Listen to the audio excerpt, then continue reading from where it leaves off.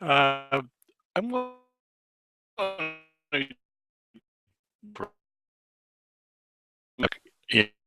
in, Ancestry.com. It's the Quaker Records collection. Now, I have seen this collection before, but I didn't take time. I wasn't taking time to really look to see what was there and what the records were all about. And what I realized that I need to approach these records just a little bit different.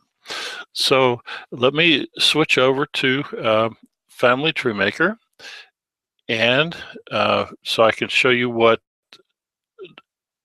I'm going to do with Family Tree Maker.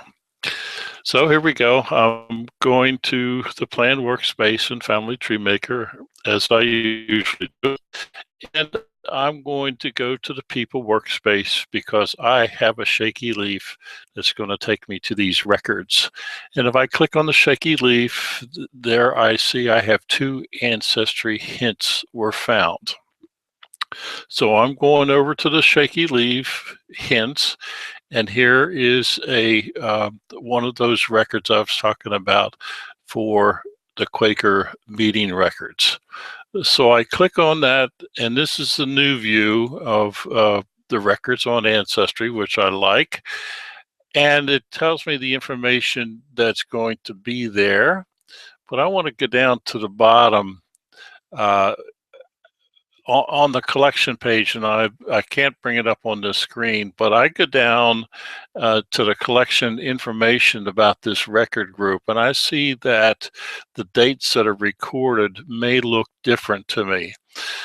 But so here and here, oh, here's where it tells me, I apologize. Image date on image, sorry, marriage date on image says 29/8/1914. The record that'll be recorded would be 29 August 1914. So it's just an indication because, and I'll show you in a minute why that's important. I just made a note that the date that I see on these records may look different to me. It talks about that in the description of the record group, but it also shows me in the screen. So I'm going to click on the view and show you what that record looks like. And here record I selected, and actually it was this person down here. But what I realized is these are all my people. Now, on this page alone, there's 19 names of people in that second column, because the second column is the person and the first column is the parent's name. Bunch of relationships going here, but of the 19 people, 16 of them are already in my database. So I know that I want to handle this record group a little bit differently. Now, why do I want to pay attention to this? Well, first of all, there's some relationships going on here. And let me just zoom in a little bit so you can see a little bit clearer what I'm talking about. So there is the left is the parents' names. And look what's in parentheses. The maiden name of the mother. So there's the surname and the kids' names, and there's a bracket here. I wonder what that means. So maybe we'll find out here in a minute. But here is where that information about the date being different, day, month, year. So this one looks good. Where born, it tells me where they were born. Now here is a very important item in these Quaker records. Member by birth, did they request, did they transfer, or a certificate from? For an example, the second entry was from Goshen. So this person came into this Quaker meeting from another Quaker meeting. And it says when. Now, there's more information that's showing up on the right page over here on the right, but I can't see it. Well, I go down here to the next image, and the rest of that page will come up. Now I have to scroll because I've blown it up for you. There is Edith, and so that is Edith, the wife of the person on the top line, and when. And here is another important item about this Quaker record. So the person who's listed as Joseph R. Cheney was removed by death. And there's his death date.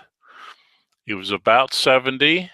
And here's where you see this on headstones a lot, where it says how many years, how many months, how many days. Well, here are the records that'll show that. Now, that I have no idea. I haven't looked at headstone for this person, but that may or may not be on the headstone. But that's where some of this information can come from, these Quaker records. And where is he buried? There's a cemetery in Goshen, and his last residence was in Thornbury. Now, this is all great. And again, as I said a few minutes ago, this whole page or 2 pages are all my family. So I need to approach how I cite this differently. What is important is in the upper left-hand corner is the page number. What if I recorded this by page number and row number, because each row is a different person?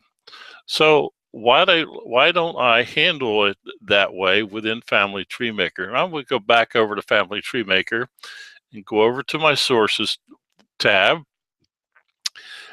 And here is that first line. And what I said was page 26, line 1, when I accessed it, and the entry for Joseph R. Cheney, who is the person in that second column of who that record is.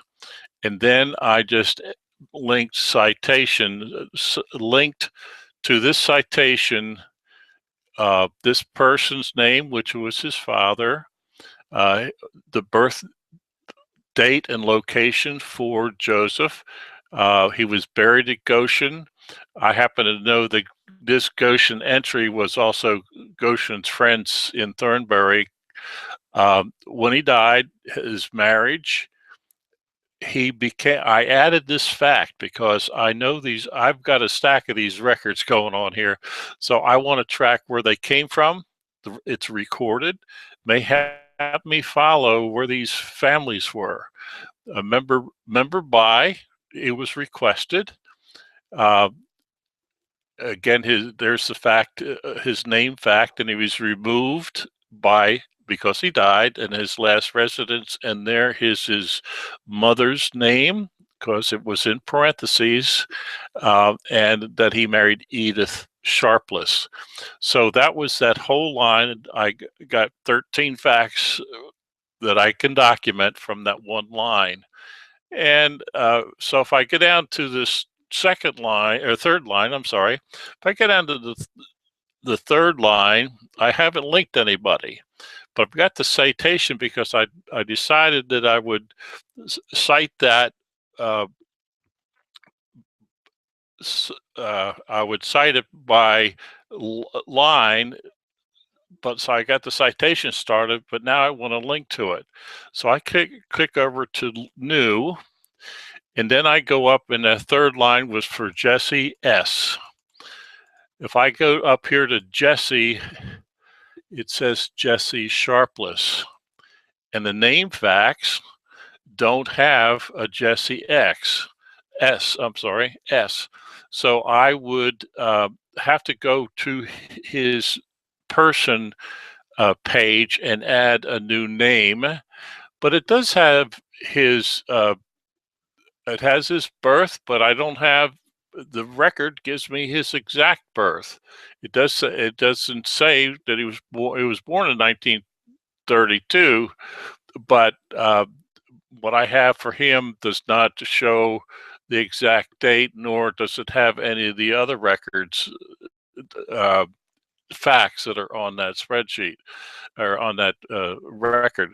So I would then go to the people workspace, the person view for, let me go up to Jesse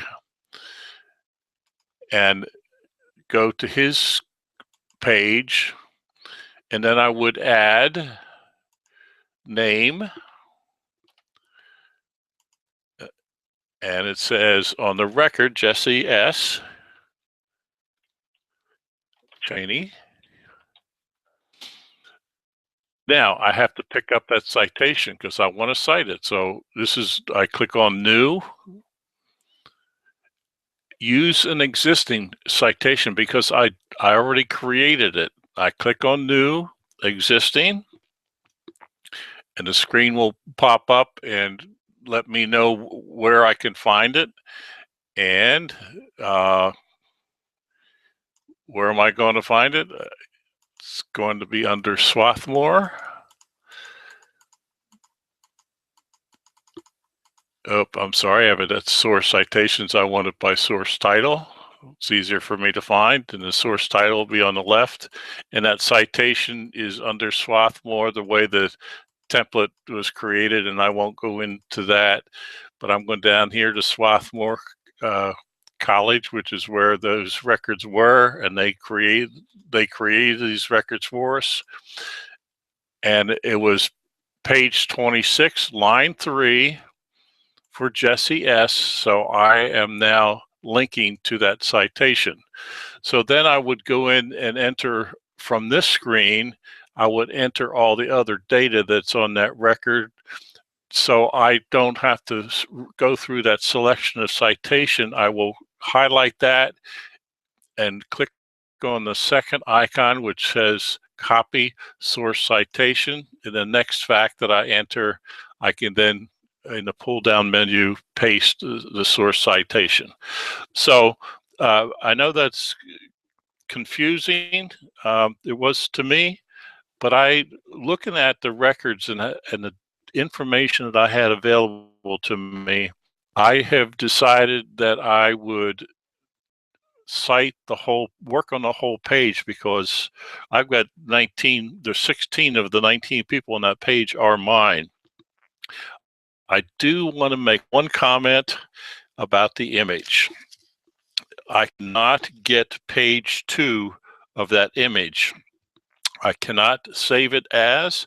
In fact, let me just show you before I close this so that you can see what I'm talking about. If I go to close save to your computer, oh, that's the wrong page. I need to go to the second page. The first page is okay. I can download it and it will be included in the merge. Save. I cannot save that second image. I've put in a request to Ancestry to see if they can't resolve that. So the only way that I can see this second page is by going to Ancestry. The good news is the way this works, I can go back to that sources workspace, and the image is right here. I can click on that link and it'll take me to that page, or I can go view online and I can go see that image right from here. So it's a nuisance. I've put my request into Ancestry to see if they can't do it somehow that we can download that, because there's a lot of there's information that I want to see in Family Tree Maker that I can't see at the present time.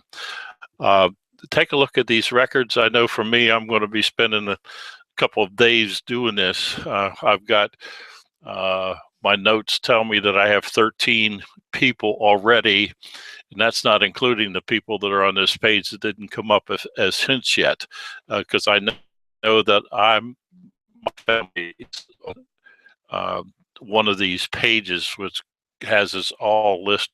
So Bottom line here is my approach for these Quaker records. The official title from Ancestry is U.S.